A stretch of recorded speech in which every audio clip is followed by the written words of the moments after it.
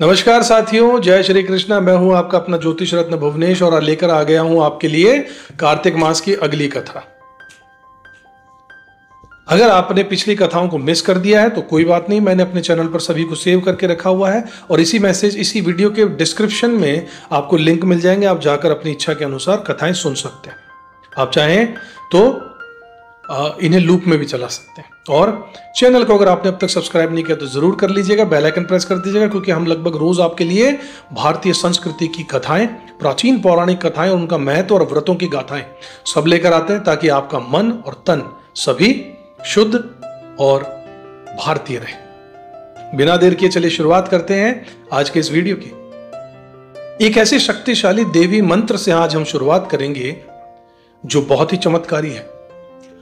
ओम ऐं ह्रीं क्लीं चामुंडाय विच्चै। ओम ऐं ह्रीं क्लीं चामुंडाय विच्चै। यह नवाक्षर मंत्र अत्यंत चमत्कारी माना गया है साथियों। जो व्यक्ति सौभाग्य, समृद्धि और मां भगवती की कृपा अपने जीवन में चाहता है, उसे यह मंत्र प्रतिदिन या कम से कम शुक्रवार को तो 108 बार जाप करना ही चाहिए साथियों। मां चामुंडा की कृपा से जीवन की बाधाएं मिट जाएंगी और आत्मबल कई गुना बढ़ जाएगा। साथियों, आइए सुनते हैं कार्तिक मास के अगली कथा। इस कथा के अध्याय में भगवान श्री कृष्ण यमराज जी की आज्ञा से धनेश्वर ब्राह्मण को नरक के दर्शन कराए जाने की कथा को आगे बढ़ा रहे हैं। वो उसे बताते हैं कि हर नरक के अपने प्रकार होते हैं और प्रत्येक नरक के दो दो भेद भी बताए गए। इस तरह कुल 84 प्रकार के नरक माने गए। लेकिन धनेश्वर का भाग्य कुछ अलग था, क्योंकि उसने कार्तिक का व्रत करने वालों का संग रखा था अपने जीवन में, तुलसी का दर्शन किया था और वैष्णवों के साथ मिलकर भगवान के नाम का भी स्मरण कर चुका था।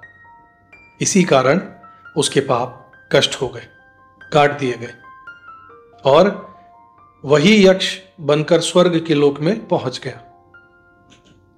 बाद में वो कुबेर के अनुचर के रूप में प्रसिद्ध भी हुआ। भगवान श्री कृष्ण यहां पर कहते हैं कि यह कार्तिक मास का व्रत केवल पूजा नहीं है, ये एक साधना है। ये व्रत पापों को नष्ट करने वाला होता है, भक्ति और मुक्ति को देने वाला होता है। जिस व्यक्ति के जीवन में कोई संकट आ जाए या फिर कोई रोग हो तो भी वो इस व्रत को पूरी निष्ठा के साथ निभा सकता है, निभाना चाहिए। अगर किसी कारण व्रत अधूरा रह जाए तो भगवान विष्णु के मंदिर में जागरण कीजिए और विष्णु सहस्त्र नाम का पाठ जरूर कीजिए, जाप कीजिए, या पीपल के पेड़ के नीचे दीपक जलाकर भगवान का स्मरण कीजिए। ऐसा करने से 1000 गायों के दान के समान पुण्य आपको प्राप्त होगा ही होगा। जो लोग दीप दान नहीं कर सकते वे दूसरों के दीपों की रक्षा करें और तुलसी पूजन न कर सकें वे वैष्णवों की सेवा करें, क्योंकि भगवान विष्णु अपने भक्तों के पास ही विराजमान रहते हैं। अब सुनिए, बड़ और पीपल, इनके पूजन का क्या रहस्य है, क्यों की जाती इनकी पूजा। सूत जी बताते हैं कि पीपल का वृक्ष विष्णु भगवान का स्वरूप है, बड़ का वृक्ष महादेव जी का स्वरूप है और पलाश का वृक्ष ब्रह्मा जी का स्वरूप है। एक बार की बात है, भगवान शिव और पार्वती जी कैलाश पर विराजमान थे। तभी अग्निदेव ब्राह्मण रूप धारण करके वहां पर पहुंचे। उनके आगमन से पार्वती जी का ध्यान भंग हुआ। मां पार्वती क्रोधित हुई और सभी देवताओं को श्राप दे दिया, तुम सब वृक्ष रूप में परिवर्तित हो जाओ। इसी कारण विष्णु भगवान पीपल वृक्ष बन गए, शिव जी बड़ वृक्ष और ब्रह्मा जी पलाश वृक्ष के रूप में प्रतिष्ठित हो गए। तब से इन तीनों वृक्षों का पूजन किया जाना बड़ा पुण्यदायक माना गया। शनिवार के दिन पीपल या पूजन करने से शनि दोष शांत हो जाता है, लेकिन ध्यान रहे रविवार या अमावस्या को पीपल को छूना भी नहीं होता है। तो साथियों, यही थी कार्तिक मास के 28वें दिन की कथा।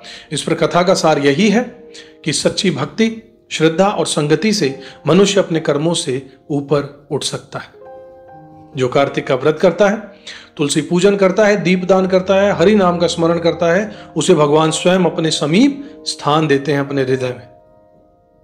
अगर आपको ये कथा पसंद आई हो तो वीडियो को लाइक कीजिएगा, शेयर कीजिएगा और अभी तक अगर चैनल को सब्सक्राइब नहीं किया तो जरूर कर दीजिएगा, बेल आइकन भी प्रेस कर दीजिएगा साथियों, क्योंकि आपके सब्सक्रिप्शन और आपके कमेंट से ही हमारा असली आत्मबल बढ़ता है। मिलूंगा एक बार फिर से आपसे अगली कथा में, तब तक खुश रहिएगा, अपना कर्म करते रहिएगा, ऊपर वाले में विश्वास जरूर रखिएगा। जय श्री कृष्ण।